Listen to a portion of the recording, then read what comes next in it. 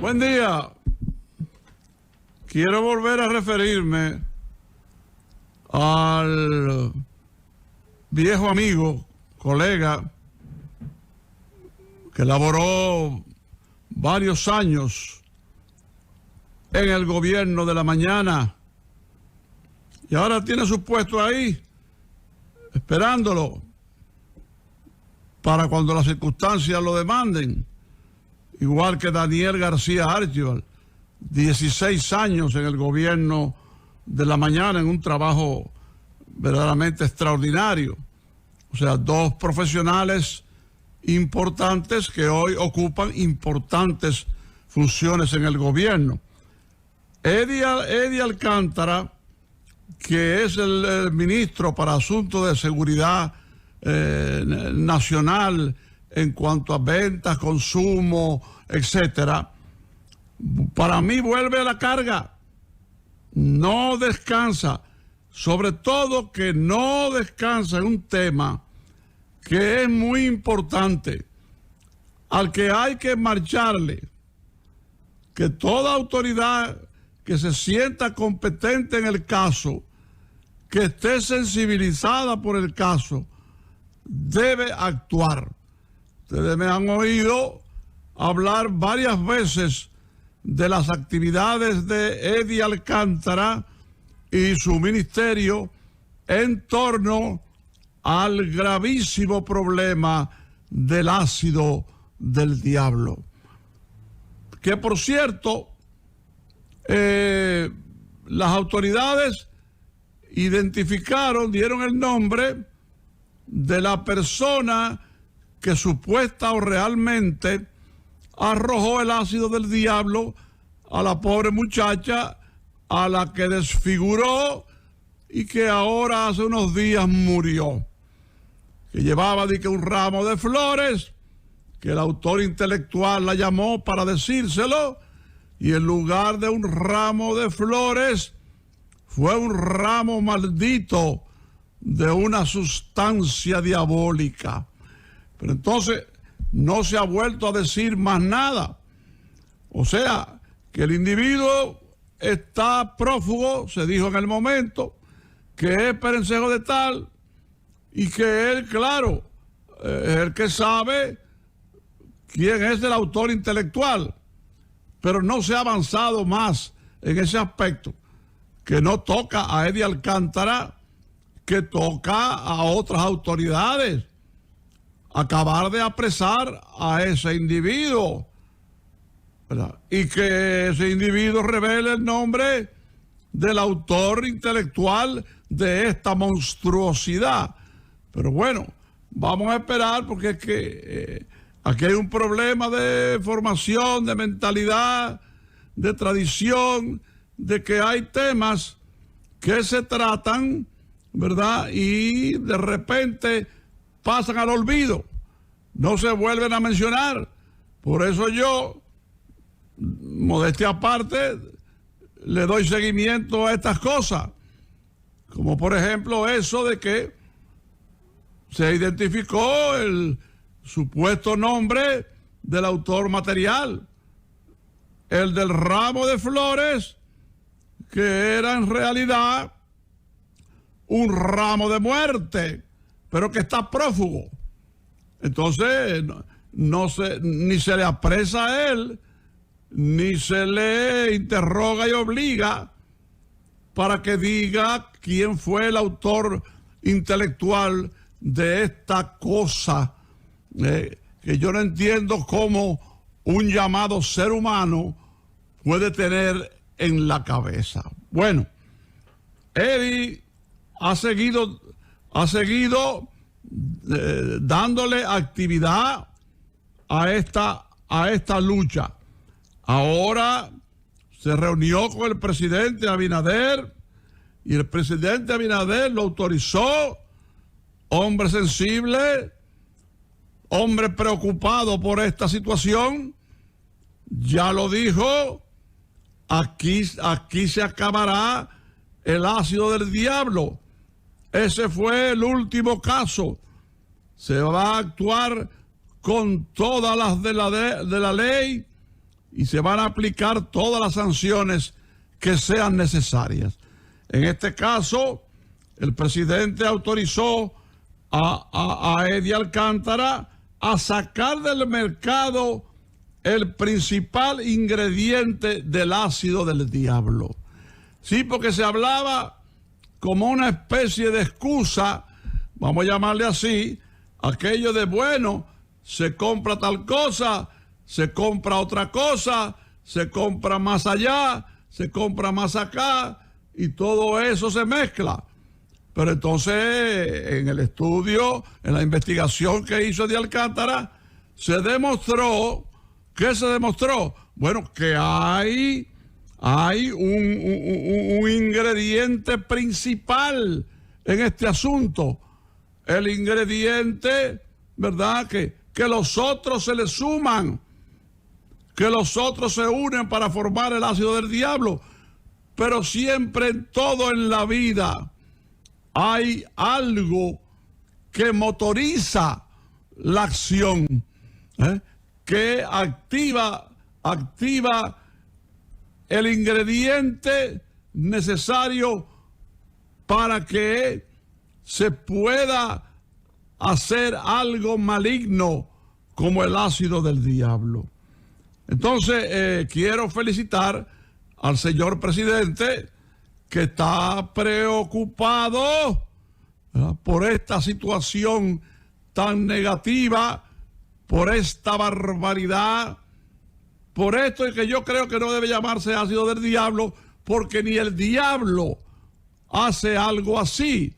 Pero el caso es que ahí está el producto, y ahí está, que fue algo que yo sostuve, ahí está el ingrediente principal de ese ácido del diablo, ubicado, analizado, estudiado científicamente y determinado que efectivamente de ahí proceden, con la unión con los demás ingredientes, ahí procede la conformación del ácido del diablo. De manera que es un primer paso importante, y además es una prueba de darle seguimiento a un caso, y no que, digamos, por ejemplo, como este caso, lo repito, de que, bueno, el autor material es Perencejo de tal, pero está prófugo. Pero ya de eso no se ha vuelto a hablar jamás. Sigue prófugo, le entró como supuestamente a Judas el sentimiento de culpa y se suicidó. ¿Qué ha pasado con ese individuo? Porque no se dice el nombre del individuo que no solo ejecutó la acción según las autoridades, sino que además es el que puede decir quién lo mandó a hacer eso, quién le dio el encargo de ese mandado demoníaco, ¿verdad? Entonces, me alegra que Eddie Alcántara le esté dando seguimiento, porque por el otro lado no veo seguimiento, porque ¿dónde está el individuo que está escondido, que se sabe su nombre? Y un individuo así no puede ser localizado. No entiendo. Ya a estas alturas ha debido ser localizado, y ha debido ser localizado el autor, llamémoslo intelectual, pero no es intelectual, el autor diabólico, ¿verdad?, que concibió hacerle esto a esa pobre muchacha, destruyéndole la vida, destruyendo la estabilidad de una familia y creando en la sociedad una horrible sensación de barbaridad. Bueno, miren, hay que felicitar de nuevo al Banco Central de la República Dominicana, a Héctor Valdés Albizu, a quien yo siempre he defendido. incluso en momentos en que le atacaban, porque es el gobernador en todos los gobiernos. Mejor, porque es un cargo tan delicado. Si un individuo permanece en ese cargo, es porque está haciendo un buen trabajo. Porque entonces todos los gobiernos serían absurdos, masoquistas. Además, siempre recalqué que era una personalidad que tenía el apoyo internacional de los organismos mundiales que tienen que ver con los asuntos que manejan los bancos centrales, en este caso el nuestro. ¿A qué viene el comentario de hoy? La nueva felicitación al Banco Central al hecho de que el organismo anuncia que las remesas llegaron a más de 7,000 millones en agosto. Ese es un logro económico en cualquier situación, en cualquier condicionamiento, en cualquier problema grave. Y lo es entonces en esta pandemia, en este acoso que hace la enfermedad al pueblo dominicano y al mundo. Entonces el Banco Central no se ha descuidado. No se ha descuidado Héctor Valdés Albizu y su equipo. Y están haciendo su trabajo. Por eso es impresionante, y hay que decirlo, que las remesas llegaron a más de 7,000 millones en agosto. Las remesas, eso es algo impresionante, porque ese es uno de los ejes que maneja la economía dominicana. De manera que llegue la felicitación al Banco Central, a Valdés Albizu y su equipo, por continuar con esta tarea de buscar la mejoría de la economía nacional después de los desastres producidos por la malvada pandemia. Miren, el Instituto de Lucha contra la Lepra está haciendo un buen trabajo, según lo que he leído, ¿verdad? Y cumple hoy 58 años de fundado.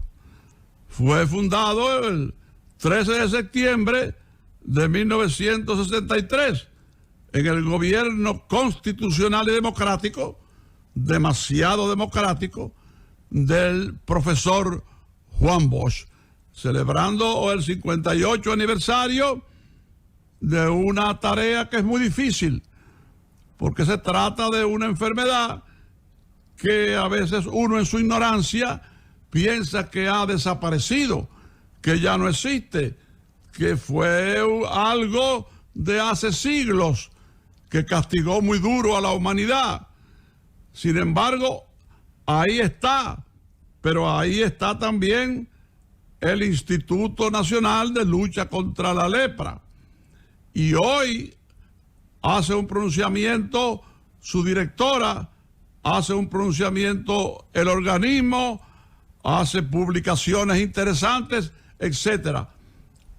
Pero olvidó algo, o no lo conoce la institución, algo de carácter histórico, que yo siempre estoy al acecho de esas cosas porque sirven de información, de orientación al pueblo dominicano. Miren, los hermanos de Liñe, sobre todo Gastón Fernando, y Rafael, eran dos distinguidos poetas petromacorizanos, y sufrieron de lepra en la década de los años 30, si mal no recuerdo, en una época en que la enfermedad no era combatida, no había los medicamentos. Bueno, hablen con un médico, con un especialista. El caso es que Gastón Fernando de Liñe, uno de los mejores poetas dominicanos de todos los tiempos, ¿verdad?, vio morir a su hermano de lepra, vio aquel horror, vio aquella muerte que no era muerte, que era un martirio constante, horrible, de la persona despedazarse en vida. Y cuando vino la muerte, no era muerte, era vida, porque salió de ese sufrimiento. Pero ¿qué pasa? Que también el hermano, o sea, el poeta Gastón Fernando de Liñe, que el otro día se mencionó su nombre, que lleva una calle, vio aquel cuadro horrible de su hermano, vio aquello que parecía de la Edad Media y no pudo soportarlo y se pegó un tiro, se suicidó. Entonces, el organismo no habla nada de eso hoy porque quizás no conoce el dato histórico de que las dos víctimas de lepra más famosas de la historia dominicana, lamentablemente, fueron los hermanos de Liñe, de San Pedro de Macorís. Y Gastón Fernando está incluido en la lista, repito, de los mejores bardos que ha tenido la República Dominicana. Y fue una verdadera lástima que estos hermanos murieran de esa manera, acogotados, destruidos por esa enfermedad sin respuesta médica de la época. Entonces, yo quería darle ese dato a los amigos que luchan contra la lepra, porque hacen un buen trabajo. Y hoy, con el 58 aniversario, ofrecen muchos detalles del tema, pero no tocan la parte de los hermanos de Liñe. Y yo he querido apuntarlo, ¿verdad?, para que quede constancia histórica de estas, llamémosle, estas dos víctimas históricas de esa enfermedad. O sea, los hermanos de Liñe, de San Pedro de Macorís. Valga el detalle, valga el conocimiento.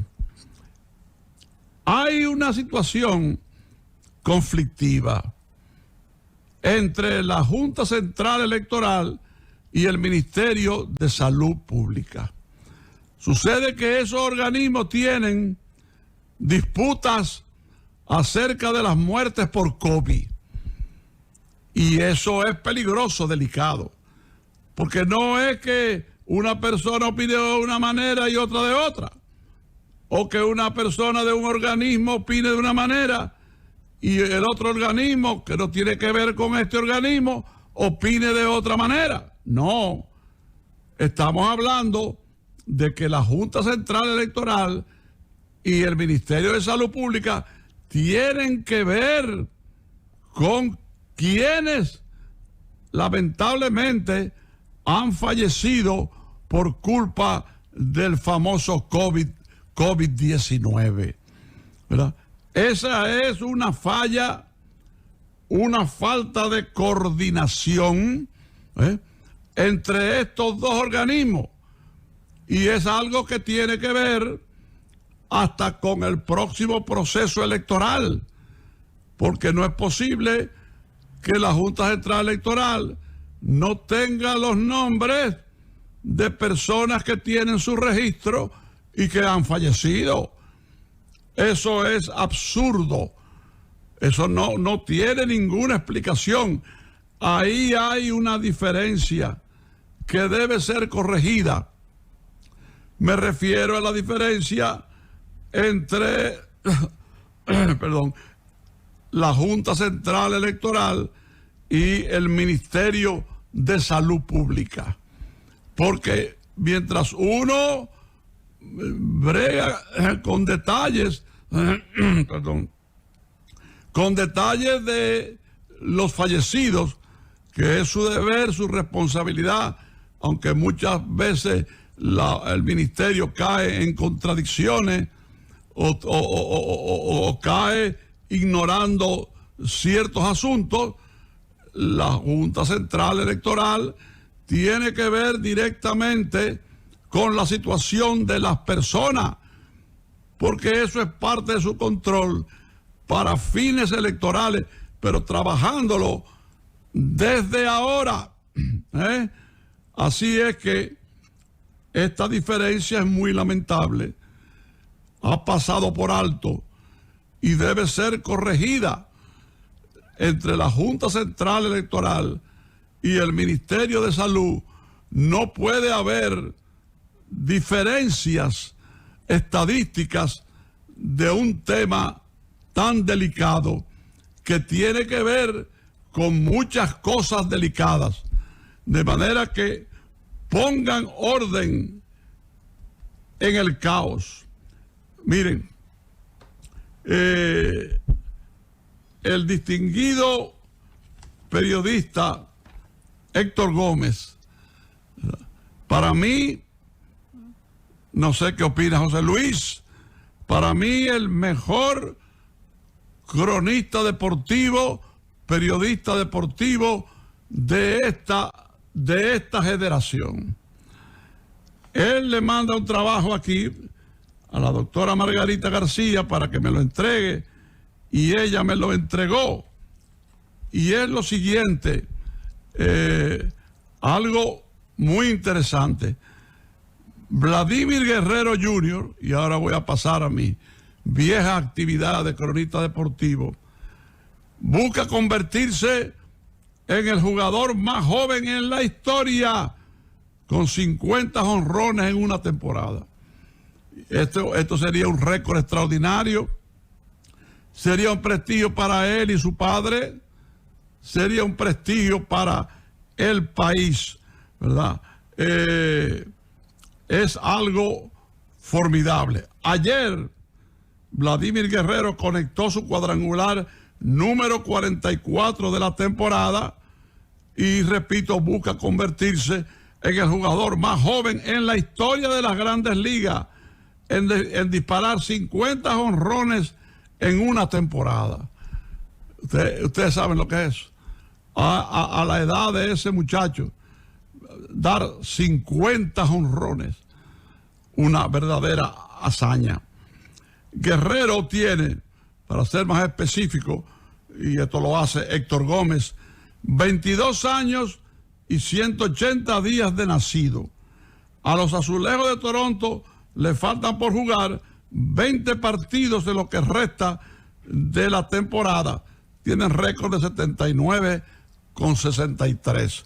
O sea que todavía tiene tiempo de lograr, señores, a los 22 años, batear más de 50 jonrones.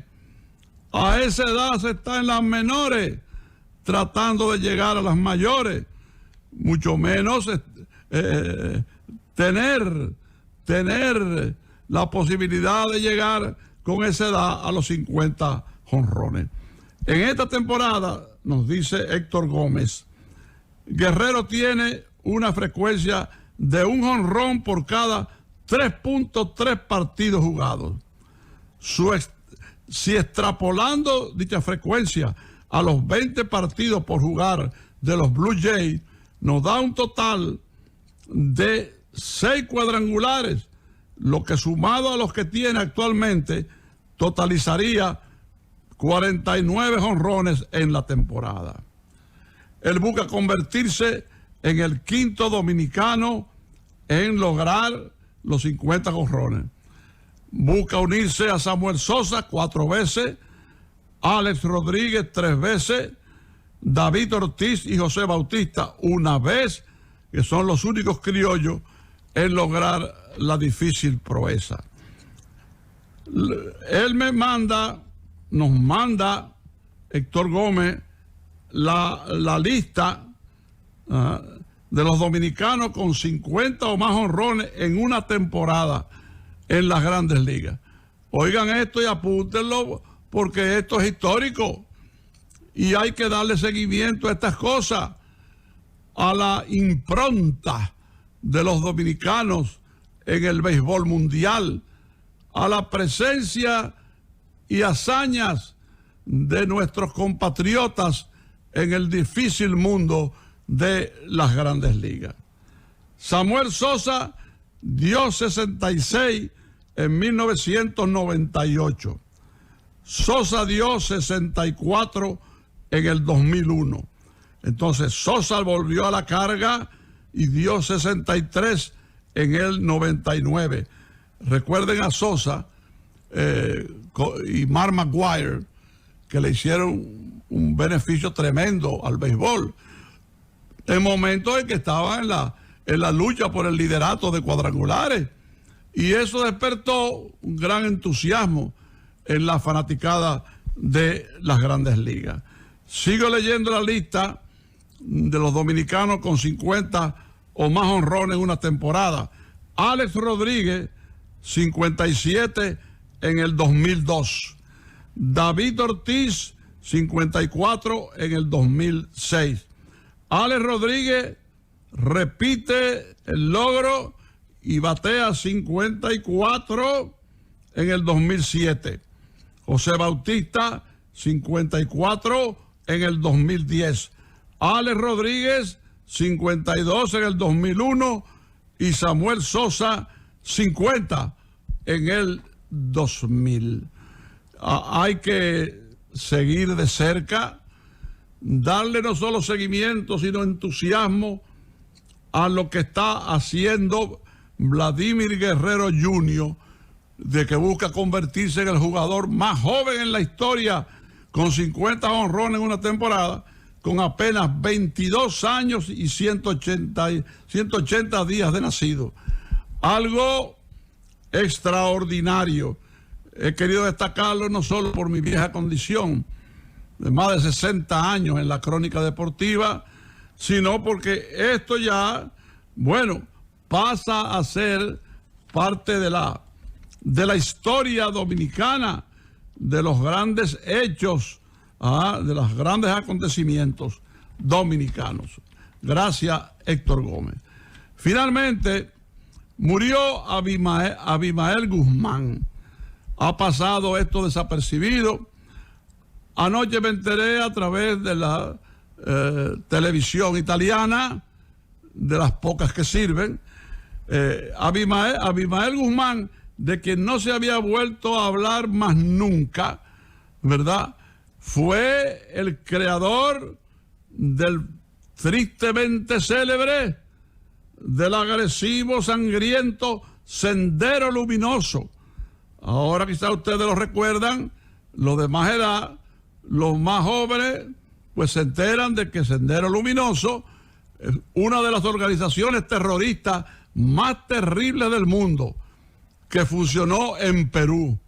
Finalmente, Abimael Guzmán, que se hacía llamar el presidente Guzmán, como fundador, como líder de esta monstruosidad, murió en la cárcel de la base naval El Cayaco. Sigo hablando del Perú, donde tenía ya más de 20 años preso. Y la gente se olvidó de él y de Sendero Luminoso. Ese crédito hay que dárselo al ingeniero agrónomo, ex rector universitario y ex presidente del Perú, Alberto Fujimori, que fue el hombre que decidió desmantelar, perseguir, encarcelar y hasta matar a los líderes y a los auspiciadores de una forma u otra de este Sendero Luminoso, que no era ni sendero ni luminoso, era un sendero que conducía solo a la muerte, y de luminoso solo tenía rayos infrarrojos, de manera que para los de mi generación y otros el detalle de que anoche murió en la cárcel de la base naval El Cayaco en Perú el fundador de Sendero Luminoso, uno de los grupos terroristas más peligrosos del mundo, Abimael Guzmán. Ahí está el detalle, que es importante porque la figura es importante, aunque de una importancia maligna, pero además también porque se trata de un hecho histórico, de un individuo que en un momento dado era una de las figuras más mentadas, más conocidas de América Latina. En su caso no se podría decir, bueno, que Dios acoja en su seno su alma, sino que el diablo lo reciba con aplausos.